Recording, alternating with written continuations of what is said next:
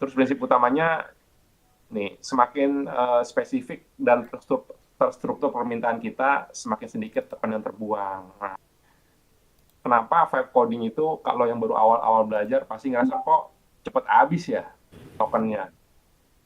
Karena kesalahannya satu, tidak membuat prompt yang spesifik. Pasti prompt itu selalu general. Ketika prompt general, otomatis AI dia tidak akan mencari referensi yang detail karena yang dia dapatkan adalah sebuah gambaran yang umum, general. Makanya semakin bagus from yang spesifik ke arah yang kita mau, itu semakin baik hasilnya.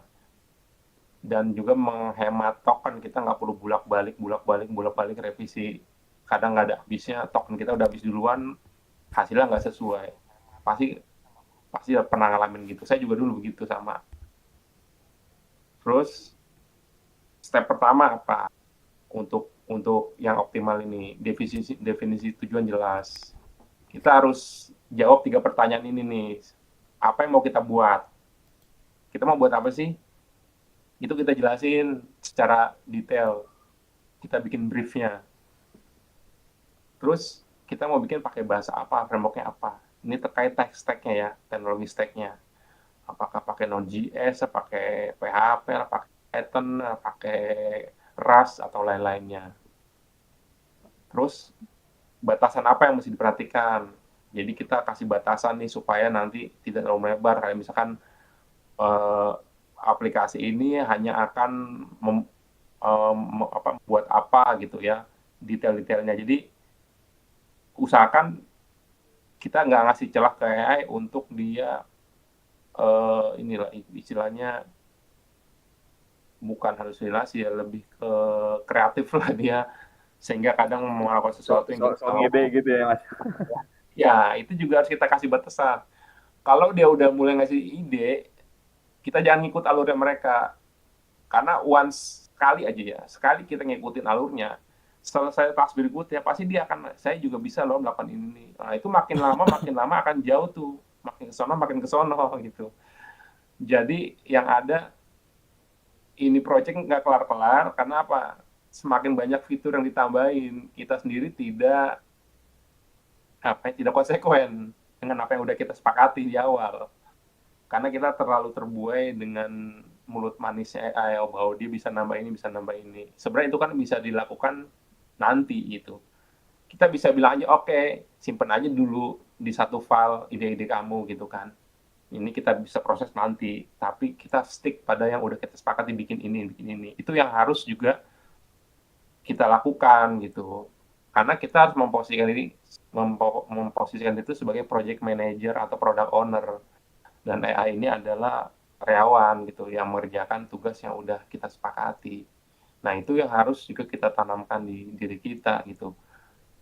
Jangan terlalu terbuai dengan kita bisa tambahkan ini, kita tambahkan. Emang bisa gitu, tapi nanti semakin jauh justru apa yang mau kita kerjain tuh butuh waktu lebih panjang, malah jadi kusut nantinya. Oh, intinya gini, memulai dari hal yang kecil dulu gitu ya, sebagai fondasinya, sebagai dasarnya, itu nanti baru bisa dikembangkan yang berikutnya gitu. Oke, yang penting ini nih, definisi tujuan jelas ini mesti disepakati dulu deh. Lalu kemudian apa? Contoh buruk dan baik ya ini. Nah, ini yang saya bilang tadi. Prompting itu harus jelas dan spesifik. Yang buruk itu buat sistem login. Nah, sistem loginnya kayak apa tuh? Ini kan general kan. Karena general, AI pasti dia akan memberikan yang umum juga gitu. Malah kadang secara teks-teksnya nggak sesuai dengan kita mau. Tapi kalau kita bikinnya langsung detail, kayak buat kan fungsi login di Node.js dengan validasi email dan return JSON gitu kan. Nah, ini udah clear, udah jelas gitu. Makanya bagi yang baru belajar web coding juga harus juga belajar fondasinya, pemahaman awalnya gitu. Bagaimana nanti aplikasi ini akan seperti apa, Kalau misalkan tapi saya nggak ngerti, saya baru terjun di vibe coding, saya nggak ada basic IT, nggak ada masalah. Yang penting asal mau belajar aja gitu, asal mau belajar. Kalau kita misalnya ini PRD udah jadi gitu ya, ya kita pelajari nggak, kalau nggak paham kita tanya AI. Jadi poinnya adalah eh, secanggih apapun AI yang kita punya, sistem yang kita pakai, kalau kita sebagai supirnya tidak memahami fondasinya, itu tidak akan menghasilkan yang optimal gitu. Walaupun itu udah jadi aplikasinya, tapi dia akan punya namanya technical debt. Technical debt apaan sih? Itu ibaratnya akan ada hutang-hutang teknis yang akan dibayar di masa depan karena base awalnya udah banyak kesalahan. Secara umumnya begitu. Nah, step 2 breakdown task, ini tugas-tugasnya di breakdown. Pisahkan task besar dan task kecil gitu kan. Ini penting. Setelah di breakdown itu, makanya tadi kan saya bilang kalau udah punya dokumen itu akan dibuat task. AI juga dia udah tahu, dia pasti akan membuat task itu benar-benar bukan yang major ya, minor kecil-kecil gitu, sesuai dengan PSD-nya, apa misalkan API-nya tadi listnya gitu. Jadi dipecah-pecah gini. Ini lebih ideal kalau kita membuatnya yang apa kecil-kecil gini kan, kalau ada revisi atau apapun juga mikirnya dia mikir lebih pendek, nggak perlu mikir panjang. Nah itu kita bisa pakai model AI, nanti saya jelasin. Nah ini mengapa penting, scope lebih kecil, prompt lebih ringkas, token lebih sedikit. Itu kenapa tadi saya bilang token itu udah uang, kaitannya dengan prompt yang akan kita kasih. Tapi tantangannya adalah bagaimana kita bisa membuat prompt yang ringkas tapi on point, spesifik ke yang kita mau. Nah itulah nanti dengan berjalannya waktu nanti teman-teman bisa belajar nge-prompting ya gitu. Itu ada tekniknya juga gitu kan. Jadi mulai tadinya sering general, udah mulai spesifik spesifik gitu. Bisa sampai ke hal yang spesifik yang kita mau. Jadi kenapa penting, kaitannya lebih ke token tadi. Kemudian step 3 pisahkan konteks dan task itu ya. Nah ini yang kadang suka jadi satu. Konteksnya apa? Simpan aturan proyek di satu tempat, itu kan. Sebut arahan sekali aja. Jadi nggak perlu berulang sebenarnya, kalau dalam sesi yang sama, dia pasti udah paham gitu.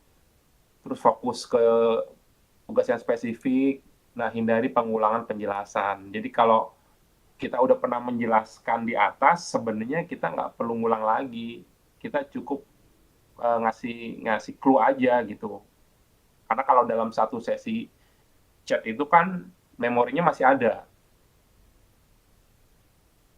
Kecuali udah chat ganti ya, refresh session ya, itu otomatis kita mesti ngasih arahan. Terus step gunakan template gitu. Struktur prompt baku, konteks, bahasa, tujuan, input, output, tugasnya apa yang dibuat, batasannya jangan pakai ini, pastikan ini gitu kan. Ini yang mesti kita pahami juga strukturnya ya. Gitu.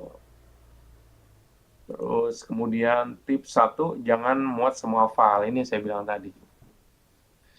Jangan copy paste semua file, lakukan kirim hanya yang relevan. Itu bisa hemat 60-70% token. Karena kadang nih, kalau saya lihat ya di tutorial-tutorial YouTube tuh, dia ini apa, gampang banget nih. Udah kita copy semua, kita copy paste, kita cemplung ke AI. Ya for the sake of content sih, kalau mereka kan untuk buat konten ya. Jadi ya hajar-hajar aja gitu kan. Tapi kalau buat kita praktisi itu enggak, apa namanya, enggak tepat lah. Bayangin kalau kita punya dokumen, misalkan kita punya dokumen satu PRD, isinya nih ya, satu PRD isinya di dalamnya tuh ada FSD, TSD, database schema panjang semua full.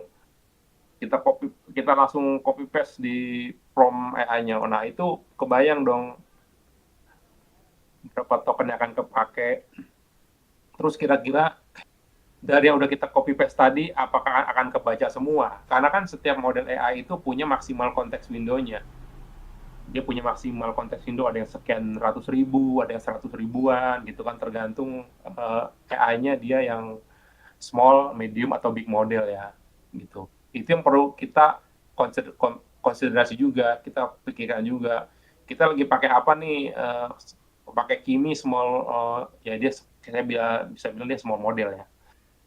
Nah, kalau pakai Kimi, Quen, lagi yang small model itu Minimax gitu ya. Itu kan dia lebih lebih lebih satset kalau kita kasih prom-prom pendek yang buat revisi minor lah, itu cepet dia. Tapi kalau kita kasih langsung satu PRD sebandel gitu panjang, biasanya nggak optimal hasilnya. Bisa jadi malah dia hanya bisa mempelajari, bisa dapat mendigest 70% dari yang kita kasih karena sisanya nggak kebaca karena udah melewati maksimum konteks window-nya dia. Terus kemudian gunakan ringkasan. Makanya tadi saya bilang kan, buat summary dokumentasi panjang, kirim ringkasan ke EM buat, jadi bukan full dokumentasi gitu. Jadi kalau kadang kalau saya tidak menggunakan, saya nggak ini ya, nggak ibaratnya nggak apa, oh harus pakai ini, harus enggak, sesuaiin aja gitu. Saya tetap pakai Perplexity, saya pakai GPT, saya pakai Cloud, saya pakai apalagi Codex, saya juga pakai gitu kan.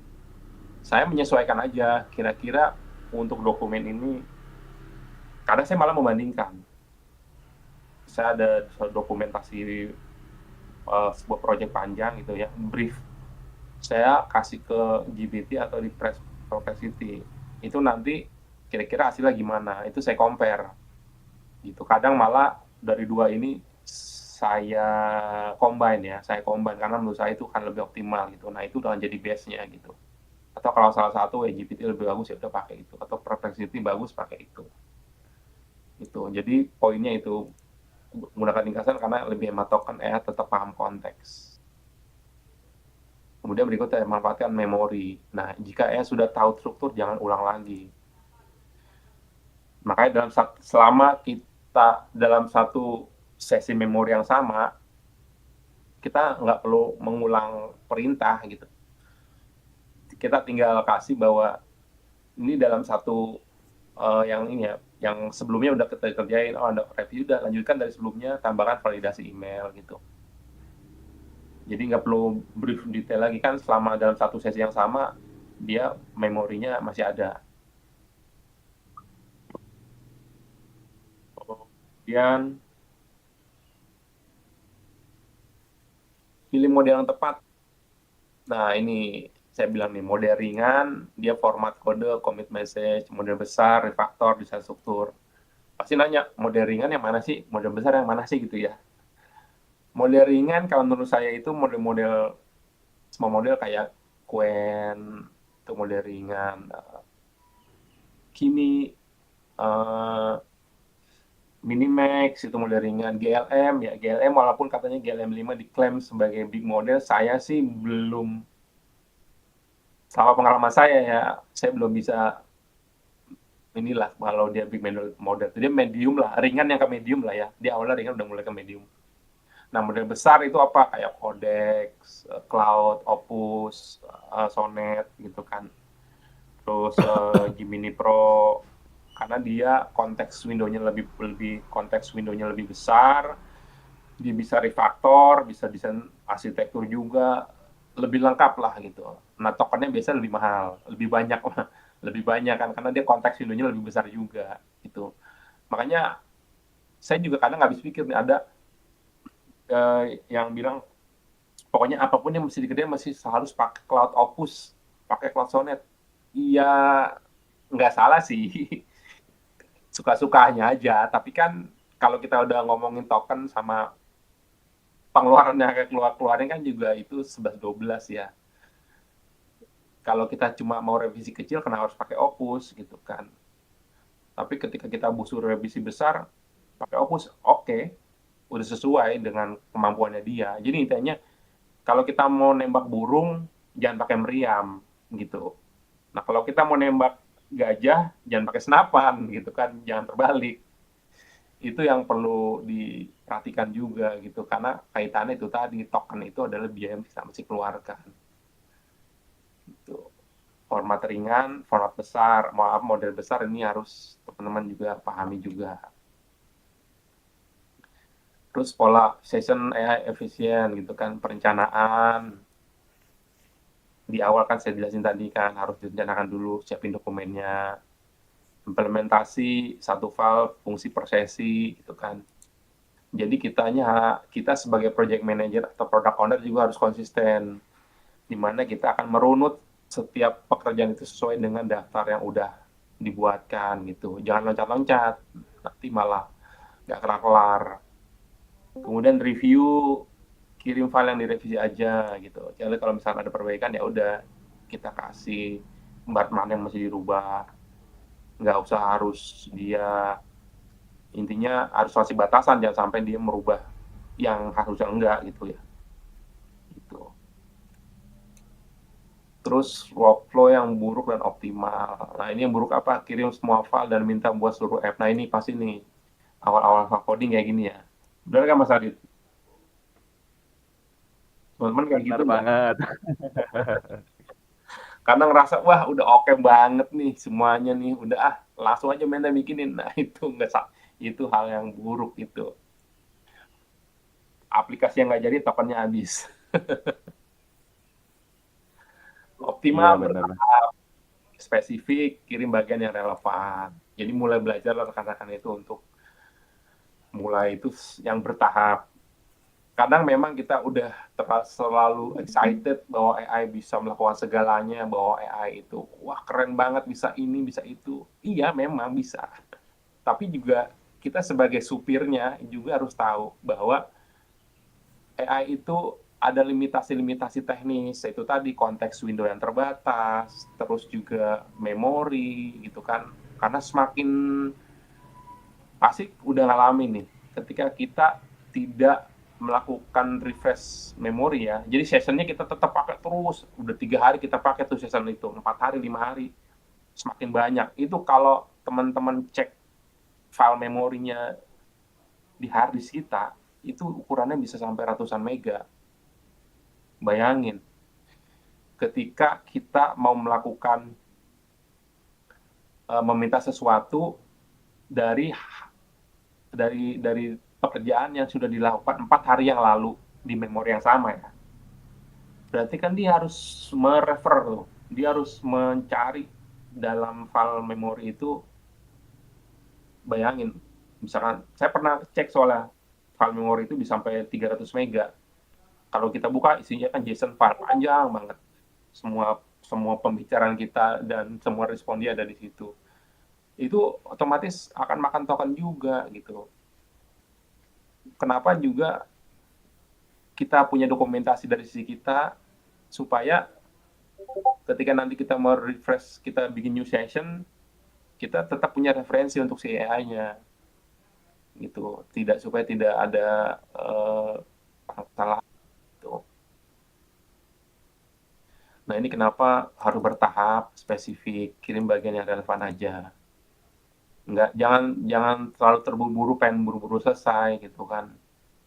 Ya bisa jadi cepat selesai tapi nanti banyak error, banyak yang kurang gitu kan, kita mau tetap hasilnya kan optimal.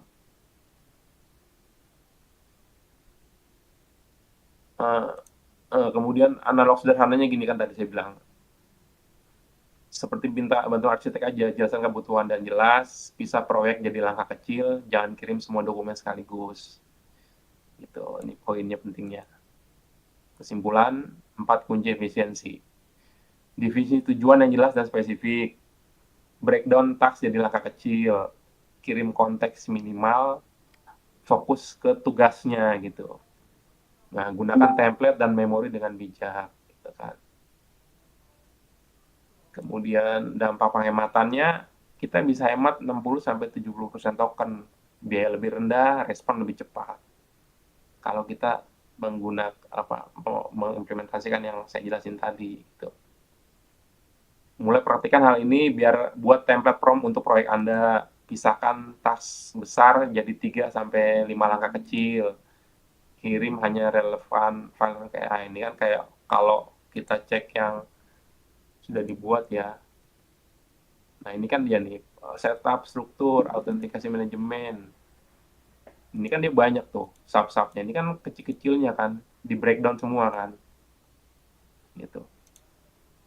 Dashboard utama, sosial media konten. Dan kita nggak usah pusing, wah saya nggak bisa bikin, udah mental aja bikin dulu untuk bikin task listnya, daftar tugasnya. Nanti kita review, ada yang kurang kita minta revisi. Tektokan aja terus sampai menurut kita itu udah oke. Gitu. Nah itu flow flow vibe codingan ini kan kalau saya nih biasanya. Ini nggak mandatori ya, bisa terserah mau pakai ChatGPT, mau pakai Perplexity, mau pakai Gemini, Codex, whatever lah. Kita diskusikan dokumen teknis nih, PRD, FSD, TSD, UI UX-nya dari konsep sampai final. Udah oke nih, kita udah dapet dokumen-dokumennya. Bisa kita ke Google Studio. Ini kita untuk dapetin draft front end yang saya tadi udah jelasin ke Mas Arya ya.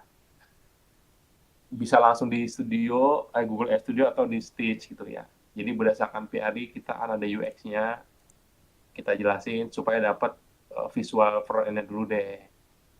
Nah kalau udah ada dapat nih, udah oke, kan kita bisa download filenya ya, codingnya ya.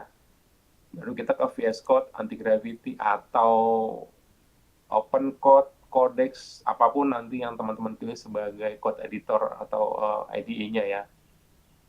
Nah, pakai dokumen tadi tuh yang di awal di ChatGPT sebagai base dasarnya untuk AI mulai proses gitu kan. Baru minta dia bikin task list dari desain awal yang tadi kita dapat di sini, dikembangkan menjadi final product. Jadi flow-nya seperti ini kalau saya. Bahas dulu teknis, dokumen teknisnya, kemudian coba bikin desainnya dulu, front end-nya, baru setelah itu mulai ke development secara keseluruhan. Tuh, ini udah kayak gitu. Ini saya ya, yang saya terapkan seperti itu. Gitu. Tapi kalau teman-teman punya yang menurut teman lebih cocok, nggak apa-apa. Jadi poinnya adalah gimana caranya supaya kita bisa hemat token, terus hasilnya lebih optimal gitu. Seperti itu sih. Mantap benar, Mas. Itu. Tapi Mas, kalau misalkan udah brainstorm nih sama si AI-nya, itu langsung minta nge-generate PRD-nya, FSRD-nya gitu, apa dari PRD dipecah jadi yang file yang lainnya? Uh, PRD dulu. PRD itu di awal. Jadi nanti setelah kita diskusi, kita mau bikin aplikasi apa, buatkan PRD-nya. Nah, PRD kan dia kasih tuh, kita baca, kita pelajarin, udah oke atau belum. Kalau ada revisi, kita jelasin lagi, nanti ada keluar lagi PRD yang revisinya. Nah, kalau udah oke, kita bilang aja ke AI, berdasarkan PRD tersebut, tolong buatkan Iya, iya. file TSD-nya gitu. Tadi dia buatin, lalu lanjut buatkan file FSD gitu. Lalu kalau kita mau ada file UX-nya, kita bisa, kita bilang aja, buatkan juga satu file untuk UX UI UX-nya gitu. Jadi merunut ya. Saya bilang tadi kan jangan langsung sekaligus merunut. Jadi udah dari PRD udah oke, lanjut FSD atau TSD lah salah satunya terus terus itu. Nah kalau itu udah jadi kita jadiin file markdown kayak kayak gini lah ya. Nah ini nih PRD FSD itu. Nah itu kemarin saya ada presentasi juga tuh untuk gimana Di sini, menjaga di DC ini, ya. di DC ini presentasinya. Iya. Kapan, waktunya kapan aja sih? Saya ketinggalan mulu. Nah, itu waktunya saya nggak bisa nentuin ya, tergantung saya lagi free-nya aja, karena saya online, saya sharing. Siap, Jadi, siap, siap. nah, ini saya buka lagi aja deh. Tapi saya nggak praktek ya, saya yang ngejelasin flow-nya aja ya. biar bisa dipahami juga. Ini yang kemarin, jadi kemarin itu kita benar-benar dari awal bikin aplikasi warung app. Jadi kalau lihat di chat itu ada warung app ya. Saya udah pernah, mana warung app? Ah, ini nih ada nih warung app. Bisa dicek di chat ya. Itu ada historinya tuh, ada warung app GitHub-nya. Mas Adit bisa cek ya, coba deh. Nah, Iya Mas, ada Mas. ada ya, warung app. Ada, Nah, ada. itu dicek aja, itu open source. Udah saya buka pokoknya.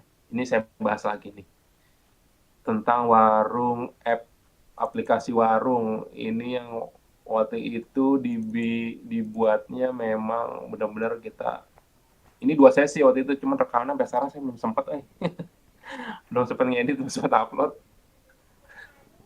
itu.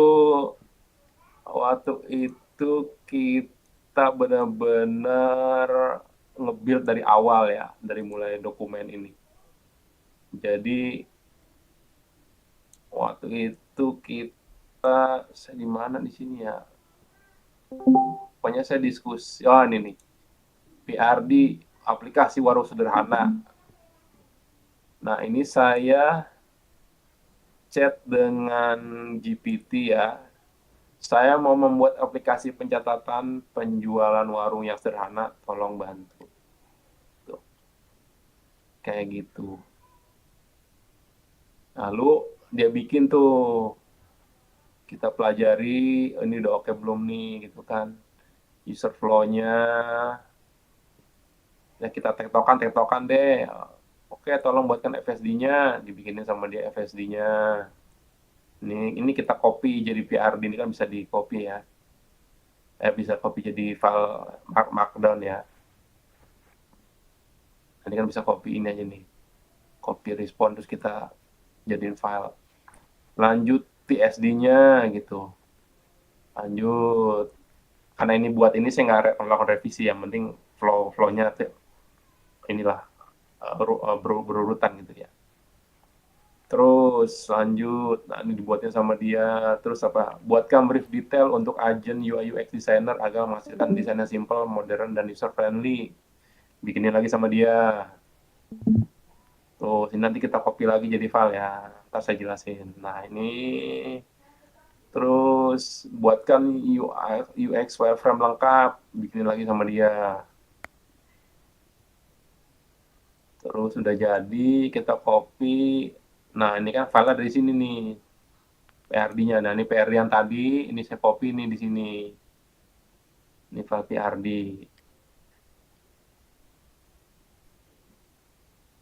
File PRD. Ini saya rekam aja kali ya. Bebas Mas, biar jadi konten sekali ya.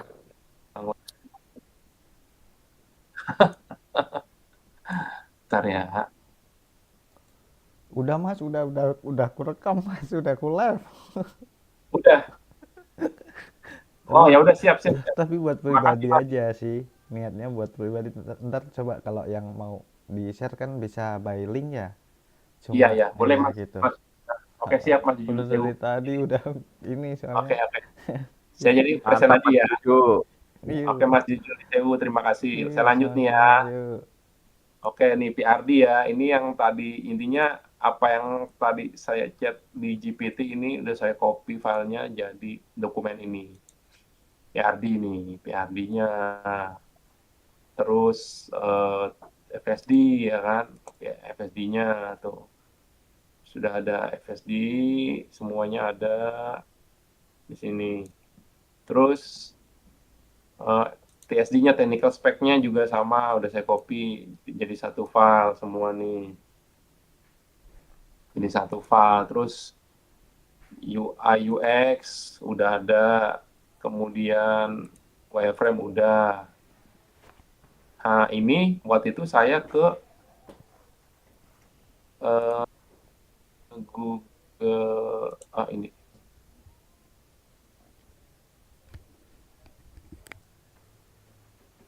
saya akunnya, oh beda beda akun, saya ganti akun dulu ya. kalau nggak salah. Jadi dari PRD itu saya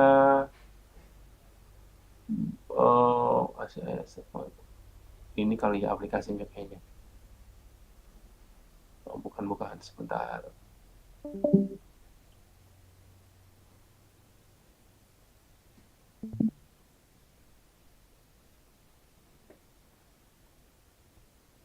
Bill.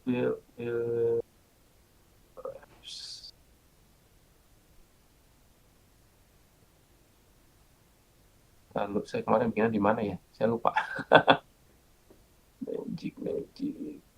Oh, kayaknya di akun yang berbeda.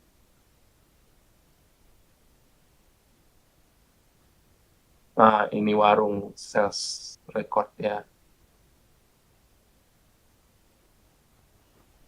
Nah, ini saya cemplungin PRD-nya di sini. Karena saya mau desain UI-nya kan. Nih, produk requirement dokumen warung sales record app itu kan. Sesuai yang ini tadi nih. PRD ini kan.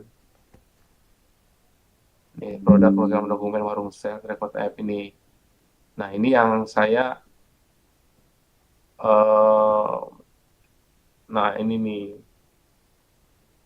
Ini saya kalau nggak salah saya cuma berapa kali ngeprom ya. Intinya saya ini pengen dapetin ininya aja, base base ininya, desainnya gitu. Cuma 2 kali ya kalau nggak salah. Iya 2 kali ngeprom aja. Baru ini saya publish ke GitHub ya.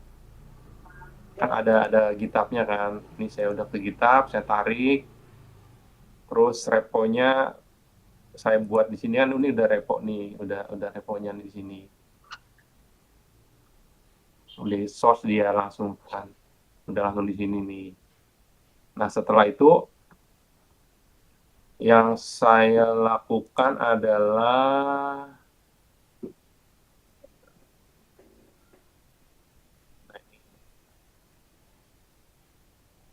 cek ini nih.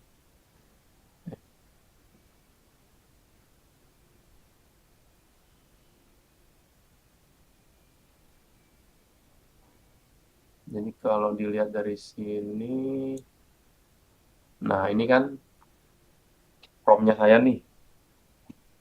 Saya akan membuat sebuah aplikasi pencatatan transaksi warung. Silakan review PRD, FSD, TSD ini. Saya minta dia review ini nih. Review 3 dokumen ini, PRD, FSD, TSD. Baru saya minta apa? Kemudian buatkan file task list beserta role agent yang akan mengerjakan. Nah, dikerjain sama dia nih task list nih. Dibikin sama dia. Ringkasan project, aturan wajib agentnya, itu ya.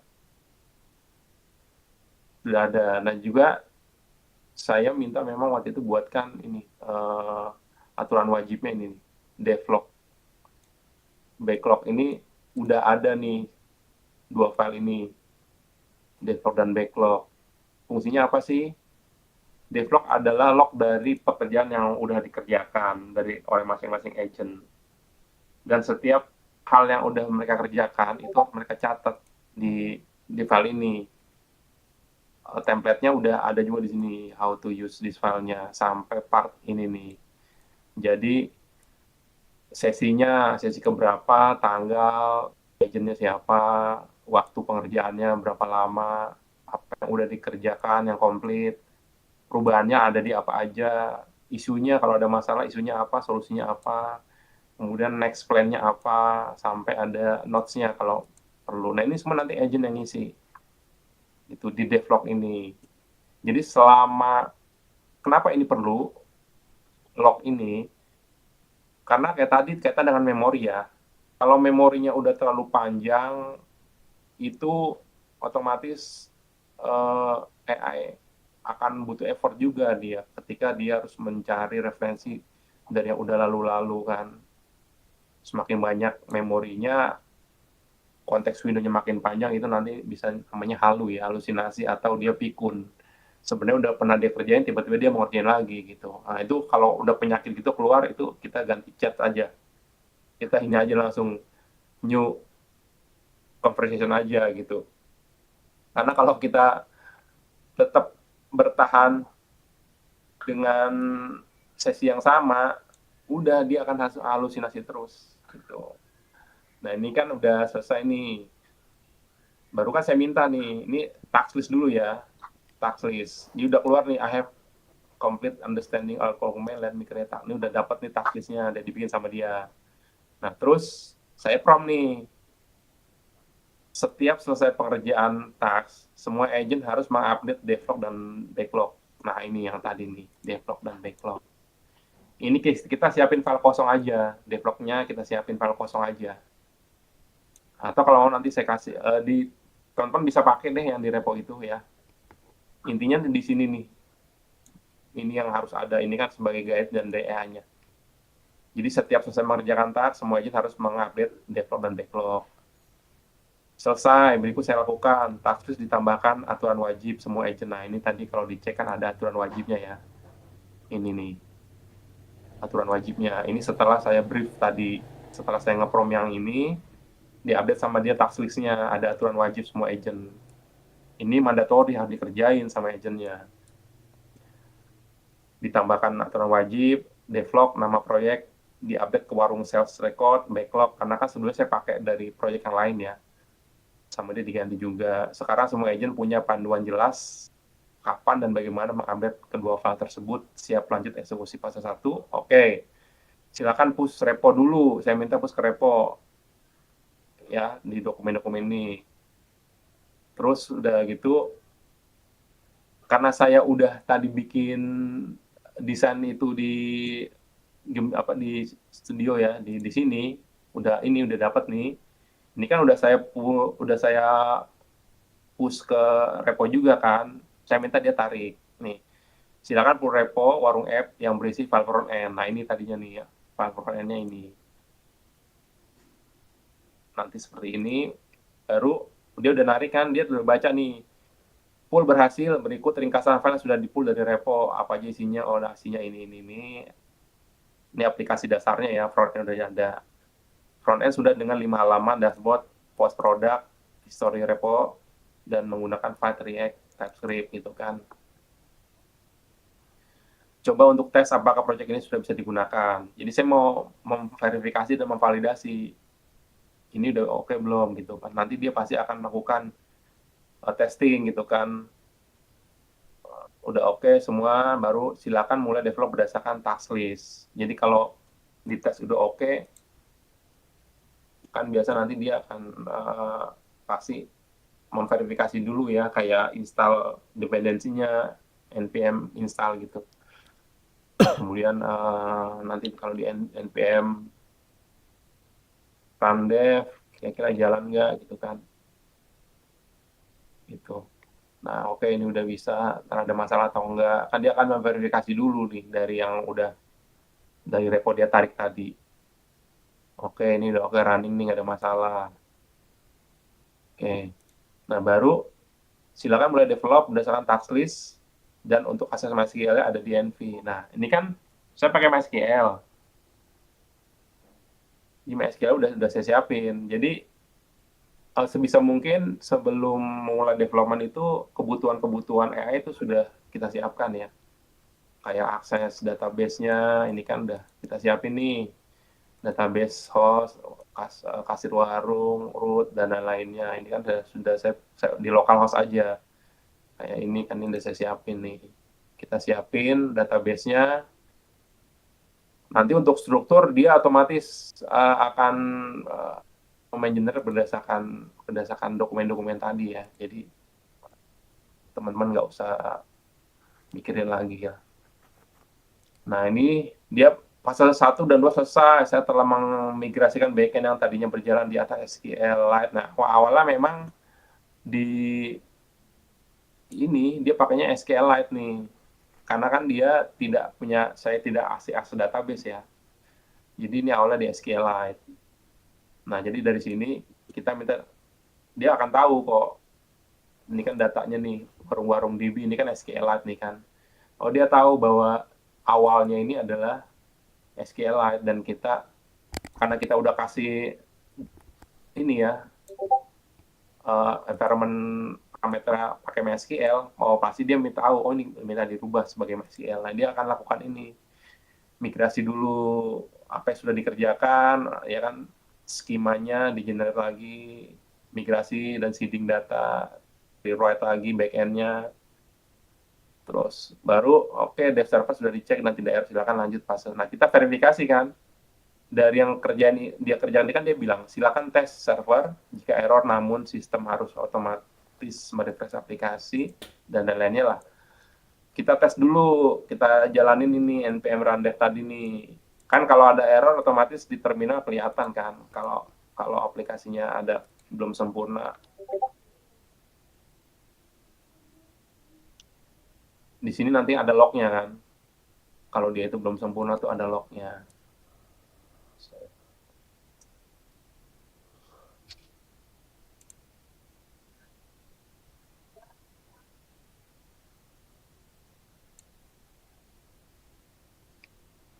Nanti lanjut aja, kita lanjutin fase berikutnya. Kan kalau kita cek di task list kan ada urutannya nih. Ada urutannya 1, 2, ya kan, ini Prisma dia udah, kemudian backend, nah ini dia mulai fase 31, backend login dan autentikasi middleware, ini nih, dia mulai ini. Saya telah menyelesaikan pengembangan fase 1, udah dikerjain sama dia. Terus dia pasti kita minta verifikasi lagi nih dari pekerjaannya dia. Dia udah lakukan testing juga, tapi alangkah baiknya kita juga melakukan hal yang sama untuk memverifikasi ulang. Itu udah pas atau belum gitu ya. Nah, ini dia yang udah dia kerjakan apa aja, dia kasih tahu. Kemudian saya minta dia commit langsung aja untuk yang udah dikerjakan tadi gitu. Commit ke GitHub ya. Oke, udah berhasil di commit. Terus konfigurasi udah jalan. Lalu kita minta SQL-nya ya. Kan nanti dia juga karena udah kita kasih akses tadi ke sini, ini kan dia udah bisa akses langsung kan. Dia yang bikin tabelnya tadi kan hasil konversi dari SQLite, dia adu perbaikan. Nah, karena saya mau share juga dan sebagai arsip juga, saya minta dibuatin ininya SQLite-nya nih gitu. Nah, ini dia bisa juga langsung konversi dari teman-teman, bisa ngerjain juga manual, bisa dari sini warung. Nah, ini bisa dari sini juga, bisa dikerjain langsung gitu. Nah, setelah ini sudah lanjut fase 4 ya kan kita berurutan ya, pacing ya, sesuai dengan fasenya ya, berdasarkan task list tadi. Fase 4 apa nih? Product management udah dikerjain, lanjutin. Oke, lanjut fase 4 gitu. Tapi kita remind lagi karena saya menghindari dia lupa ya. Saya remind aja. Lanjut fase 4, jangan lupa setelah selesai task untuk update file, devlog, dan backlog gitu kan. Untuk make sure aja gitu kan. Terus lanjut, oke, fase 4 sudah selesai. 41, 42, catatannya udah backlog sama devlognya udah juga diupdate gitu ya. Nanti kita perlu dari verifikasi juga, kita verifikasi balik, pastikan bahwa ini sudah sesuai. Oke, lanjut development fase 5. Fase 5 apa? Fase 5 adalah sales transaction ya, transaksi penjualan. Oke, lanjut dia kerjain semua berdasarkan ini. Nanti kalau udah dia kasih info, dia udah update juga. Nah, ini juga jangan lupa kita verifikasi lagi. Ini repetitif aja. Pekerjaannya itu selalu berulang. Kerjain ini, oke udah selesai, kita verifikasi. Oke, nggak ada perbaikan, lanjut gitu kan. Ada perbaikan, kita prom lagi. Nah, ini kan kayak ini. Di halaman pos ketika membuat transaksi baru ada 2 produk berbeda, jumlah harga salah, tidak menjumlahkan. Formatnya menjadi seperti total tagihan. Nah, ini yang dia dicek lagi, oh ya benar, ada kesalahan, ada bugs, misalkan laporan kita ada bug ya, udah kita laporin, sama dia diupdate. Oh, solusinya adalah apa, dikerjain sama dia, gitu. Dia kasih report, udah jalan, kita verifikasi lagi, udah oke belum, gitu kan. Nah, ketika udah oke, ada yang file diupdate apa aja. Nah, terus kita lanjut fase berikutnya, gitu. Jadi kenapa saya di awal presentasi saya bilang tadi, sesuatu itu harus berdasarkan task yang kecil-kecil dulu gitu. Jangan langsung minta dia langsung mengerjakan semua ini sekaligus. Kita minta ngerjakan bertahap aja. Sesuai fasenya, fase 1, 2, dan seterusnya. Ini udah fase 6, stock management, gitu kan. Ini fase 6 nih, stock management. Apa aja, kerjain sama dia, terus udah gitu kita verifikasi. Nah, ternyata ada error kan, waktu itu ada error nih. Nah, saya infoin pada saat klik rewind stock ada errornya apa, kita jelasin. Oke, dia minta maaf. Baru dia cek apa yang errornya, dia benerin. Udah selesai, saya tes lagi. Saya tes semua aplikasinya. Ini saya coba update stok minyak goreng 1 liter sejumlah 15 piece, tapi di story tidak ada datanya, gitu kan. Oke, dia cek lagi, bagus. Dia bilang ada masalah. Dia perbaiki. Terus lanjut. Kita verifikasi udah nggak ada masalah. Oke, lanjut fase 7. Fase 7 apa? Dashboard. Baru di sini dia kerjain sesuai. Udah oke, dia bilang udah selesai. Kita cek dulu. Udah oke belum dashboardnya? Oh, ternyata ada masalah nih. Di dashboard pada car stock tidak menampilkan data aktual, hanya teks stok hampir habis, gitu kan. Oke, berarti dia datanya belum real time nih dari database. Mungkin dia masih pakai dummy ya. Gitu. Oke. Dia cek lagi, dia lakukan revisi, perbaikan, dan dibilang udah oke, kita cek lagi langsung ke aplikasinya. Kalau menurut kita udah oke, lanjut. Saya mau untuk setting jumlah minimal stok produk, dibuatkan halaman setting dan konfigurasi. Karena awalnya belum ada nih si halaman setting ini, gitu. Oke, dibikin sama dia. Berarti ini kan tambahan ya, tugas tambahan. Dari yang sebelumnya nggak ada, harus dibuatkan, gitu. Dia project, dia proses,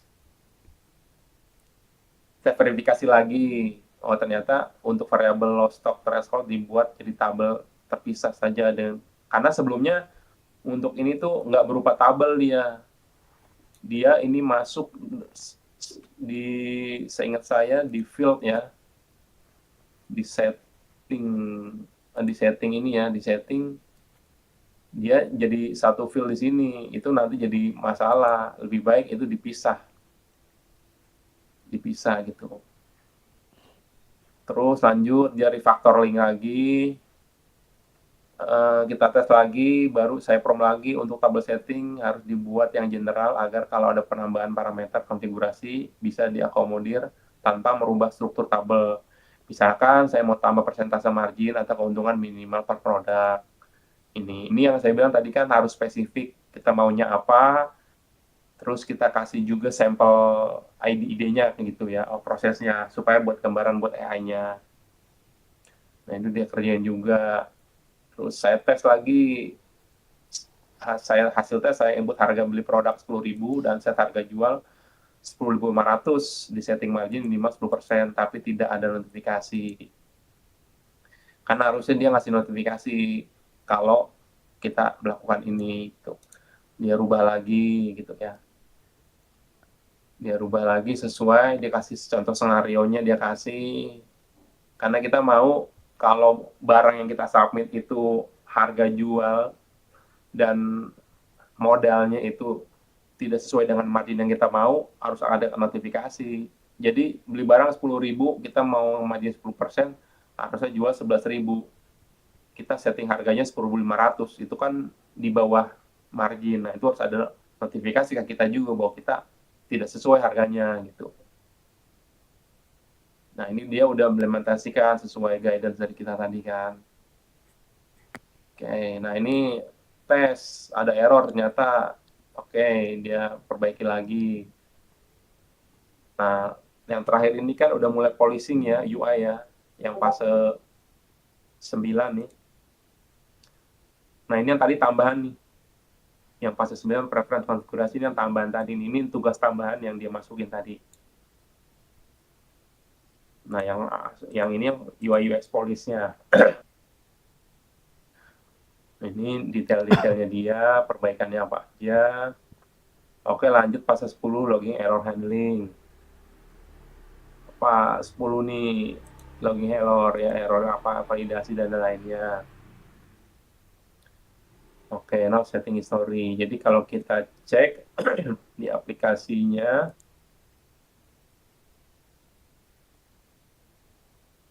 mana nih? Oh, ini ada yang jalan ya, saya matiin dulu deh. Sebentar.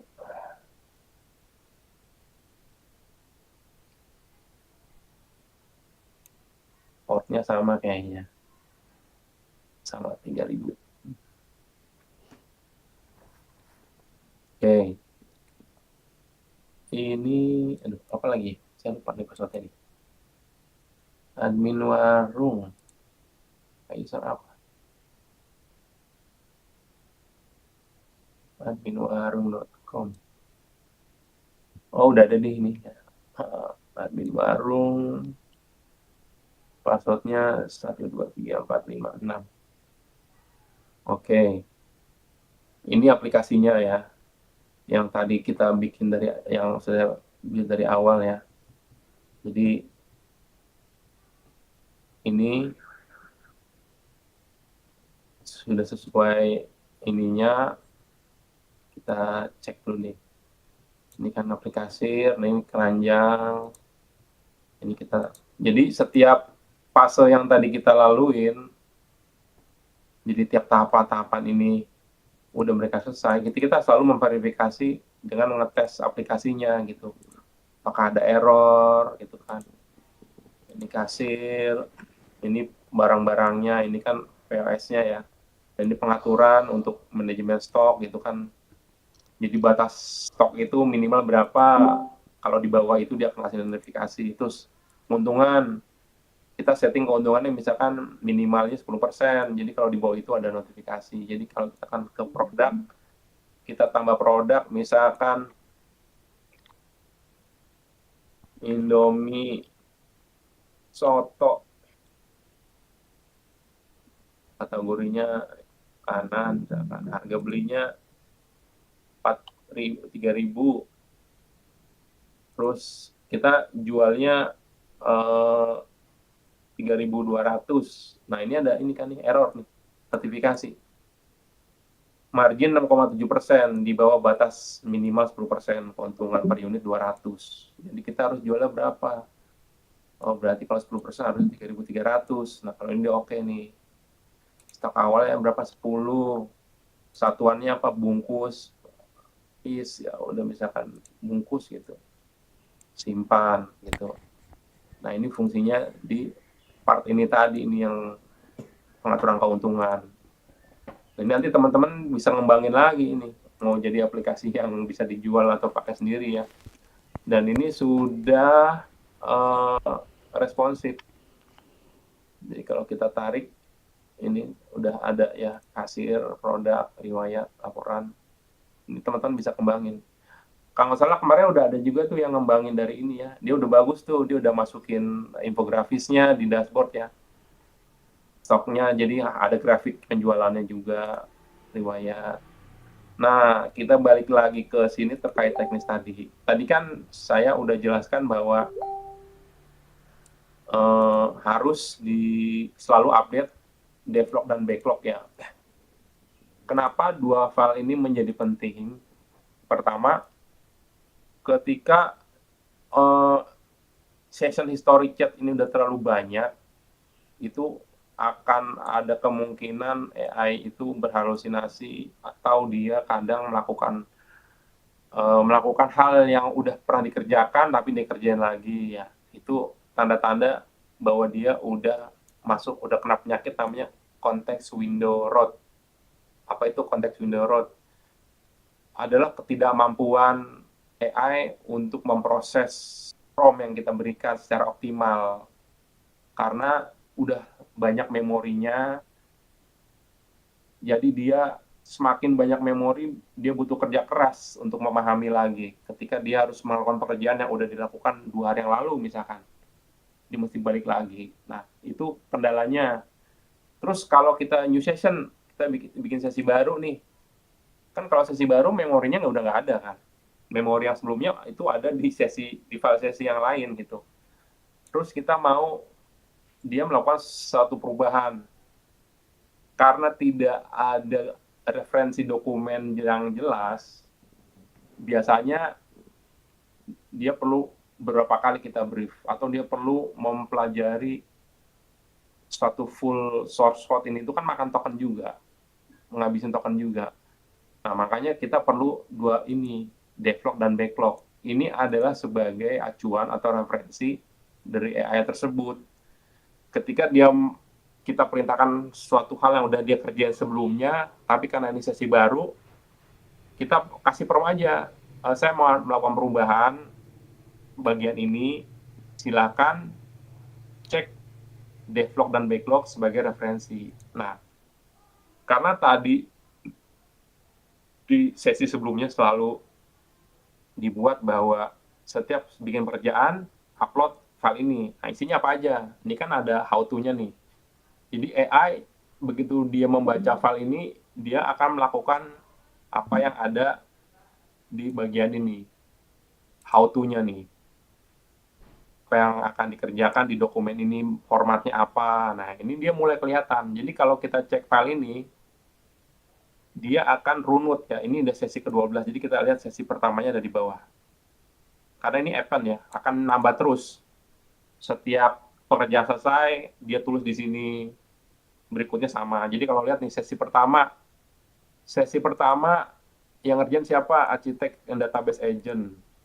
Apa yang dikerjain? Oke, dia start jam segini sampai jam 22.45, durasi 15 menit, dia udah ngapain aja. Oh, dia udah completing fase 1 sampai fase 2. Apa yang berubah filenya? Karena kan udah kita mandatori nih, yang berubah dia catat apa. Terus isunya apa? Dia nemuin masalah nggak? Solusinya apa?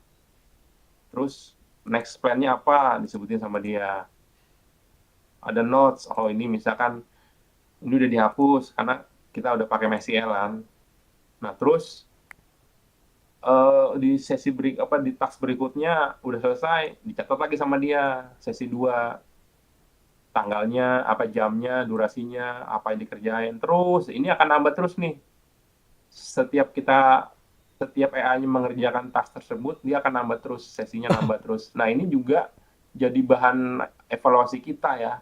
Apa yang udah dikerjakan, itu juga kita tahu gitu status progresnya sampai mana.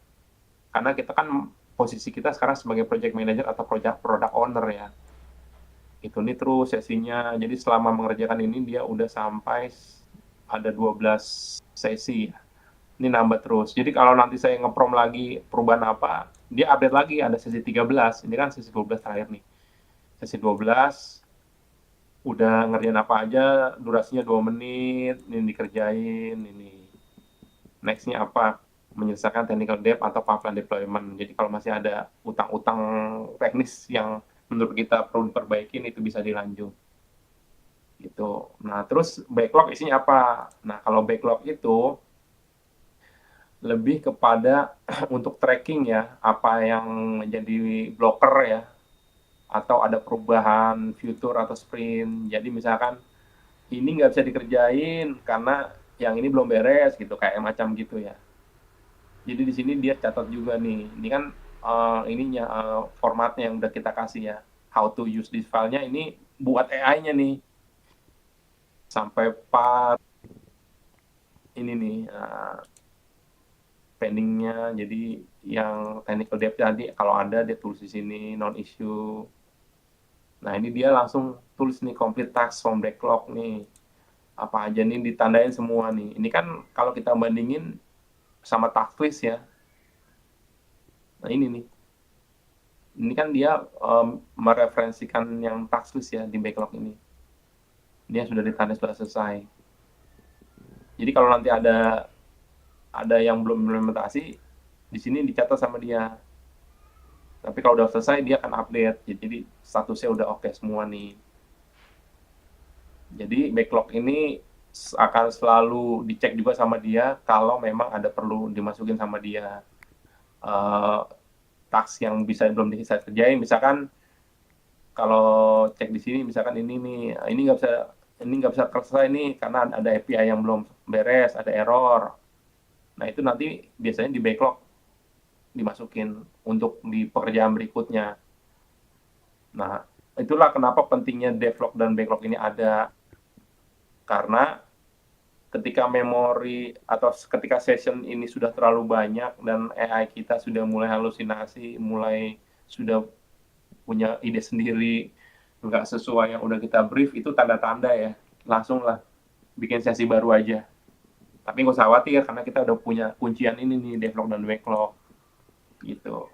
Jadi tinggal kita kasih AI-nya informasi bahwa referensinya bisa cek di sini. Selain dokumen ini ya, PRD, FSD, TSD sama task list, ini juga yang harus dia pelajari, dia pahami gitu. Jadi untuk pengembangan selanjutnya ini udah selesai, bisa. Terus kemarin juga saya udah pakai Cloudy untuk update, tapi saya belum saya push kayaknya deh untuk terkait dengan security audit ya. Itu di akhir biasanya sih. Jadi kalau ini udah selesai, menurut teman-teman ini sebuah aplikasi ini udah oke gitu kan, kan kita juga harus ngetes ya, ngetes ini juga gitu. Nah, kita bisa minta tolong AI juga untuk buat skenario testing. Jadi kita bisa aja di sini bantu saya untuk membuat skenario QA.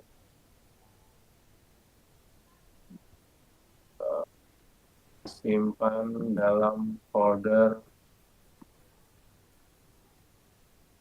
docs gitu ya. Gitu. Buat bantu saya untuk membuat skenario QA. Aduh, kita kasih aja ya kok. Docs. Folder docs sudah. Nah ini kita pakai Gemini Pro aja deh. Itu dia akan bantu nih untuk bikin list QA-nya gitu. Jadi kita nanti juga ngetes ini berdasarkan skenario yang udah dibuat, itu melakukan apa. Bisa kita sendiri melakukan atau bisa juga pakai AI lagi. Itu bisa pakai test spread ya kalau nggak salah ya. Bisa pakai ini nih. Pakai test spread untuk testing secara keseluruhan. Tapi kalau saran saya sih supaya kita juga tahu apa yang dikerjakan, kita testingnya manual aja. Jadi kita paham juga gitu.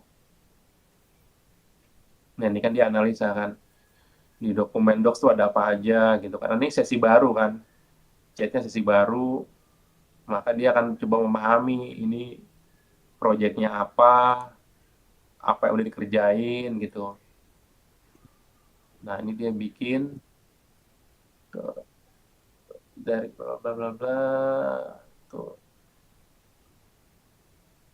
Dia juga paham, oh dia ada edit backlog gitu kan. Nah ini kan dia tambahin nih.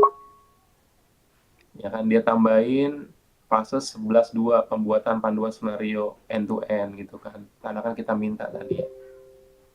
Nah, karena ini sudah di backlog pasti dia nyatat juga nih. Nah, ada kan sesi 13. Sesi 13 start jam sekian 2 menit. Fase 11 membuat draft penyusunan skenario quality assurance. Mencanangkan rincian langkah end to end, skenario fungsional. Yang berubah apa? Oke, nambah file ini. Modify apa? Develop, demodif. implementasinya penulisan skenario end to end dan negative case. Isunya nggak ada, solusinya apa? To continue eksekusi testing berdasarkan QA and bug fixing. Nah, ini kan udah nih dibikin sama dia nih QA-nya. Kita ikuti nih kalau kita mau melakukan, kita sebagai QA-nya ya, sebagai product owner, kita ikutin aja langkah awal penggunaan pada halaman produk, klik tombol ini, isi form ini. Jadi kita ikutin nih dari aplikasi yang ini, kita ikutin sesuai skenario yang udah dibuat gitu.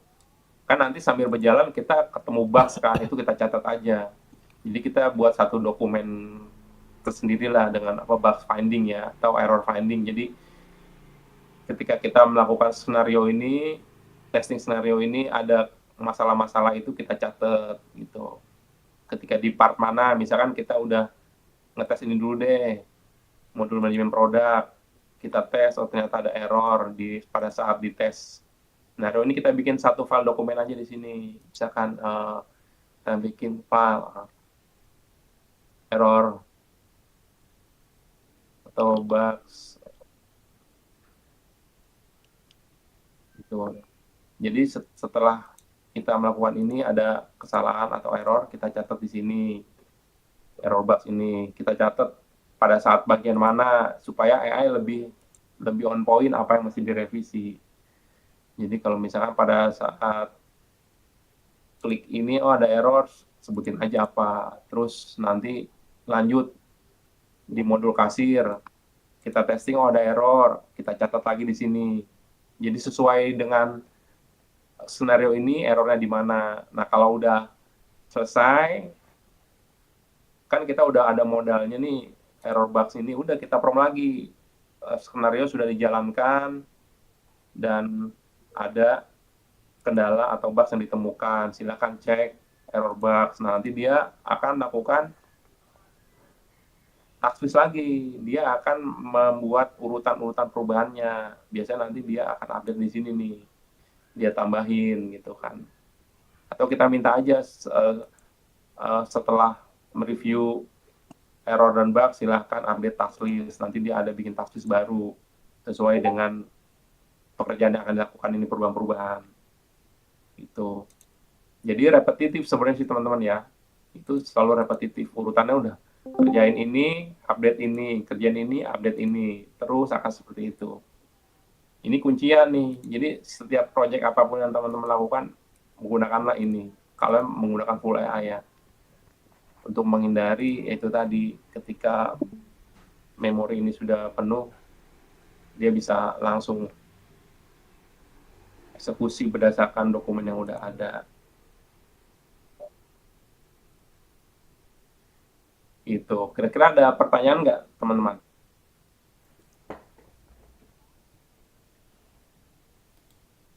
Atau ada yang kurang jelas?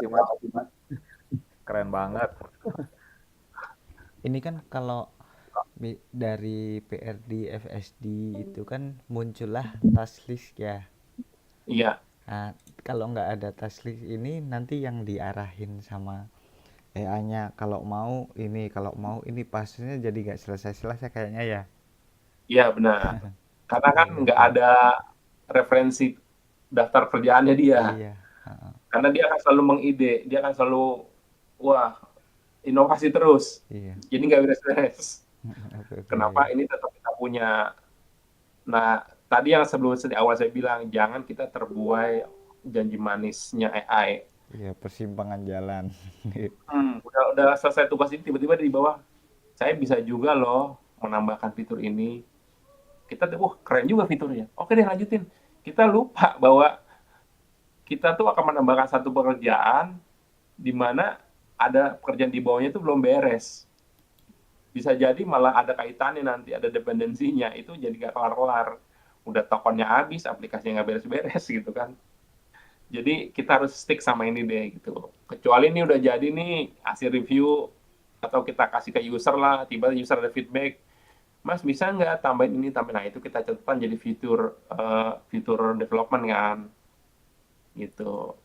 Jadi jangan apa ya, kitanya harus inilah, harus komitmen ya.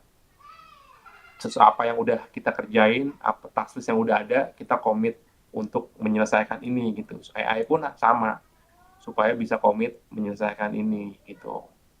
Jangan terbuai oleh fitur-fitur manis yang tiba-tiba AI ngasih ide gitu. Kalau saya ya udah simpen aja dulu atau bikin file baru gitu kan, ya udah simpen aja di future development. Misalkan kita siapin file ini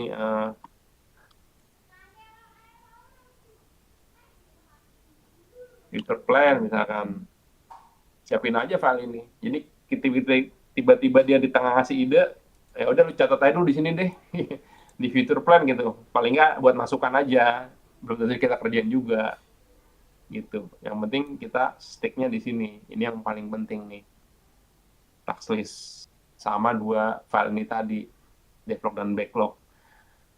Kenapa ini penting? Ketika kita ini misalkan udah habis nih jatah kita di si anti gravity ini, opus udah habis, wah udah kita mau nggak mau pakai kuncian lain, misalkan kita mau pakai open code ya, karena kita misalkan di open code kita punya akun Kimi atau akun AI lain yang kita mau pakai, udah ini kita close aja, kita close, kita udah deh pakai open code di sini gitu, tetap di anti gravity, kita nggak ninggalin karena kita mau ngecek-ngecekan. Udah di sini kita brief aja, misalkan kita pakai modelnya apa gitu kan, kita switch model, misalkan saya punya akun apa ya, Alibaba model,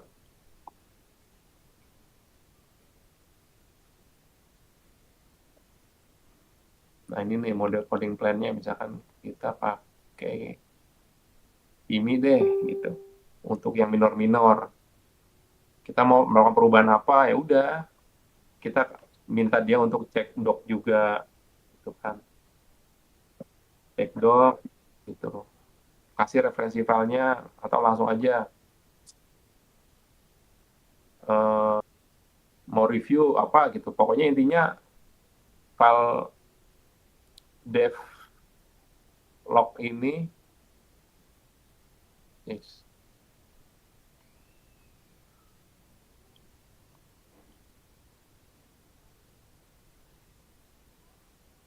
Nah ini ya, ini sama backlog ini harus jadi acuan. Jadi ini kita infoin aja kayak bahwa dia harus baca ini setiap kita mau dia melakukan sesuatu gitu, mengerjakan sesuatu dari yang ada di task list. Kalau kondisinya tadi udah kehabisan token ya, jadi kalau kondisinya udah kehabisan token di anti gravity, ya udah kita pakai open code, pakai codex atau pakai cloud code, tetap nanti referensinya ke file ini. Jadi dokumen ini satu folder ini penting banget gitu.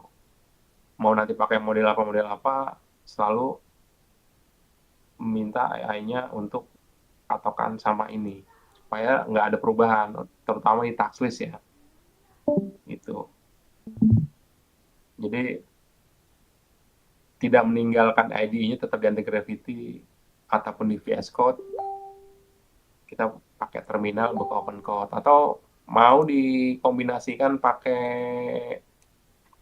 apa, Cloudy misalkan, ya udah kita buka di sini Cloudy gitu kan, kita bisa pakai beberapa, tapi Cloudy misalkan ngerjain partnya apa, open code ngerjain partnya apa, itu bisa juga gitu, di plotting ya, ngerjainnya di plotting gitu. Jadi dia tetap di workspace yang sama, plotting aja. Misalkan ini ada task fase si plot, kita minta ngerjain fase berapa gitu. Fase 5 misalkan. Wah, ini ada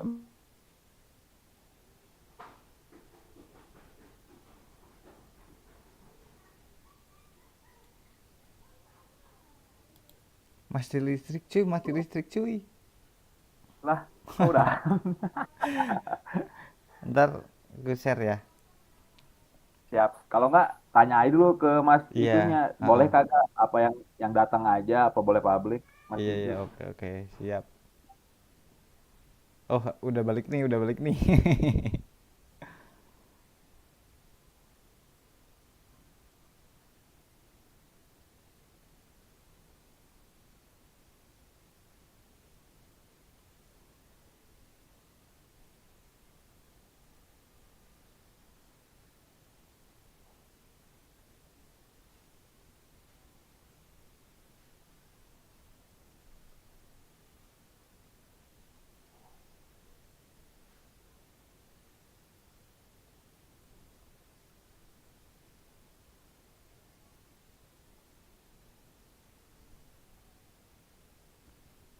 Cek cek.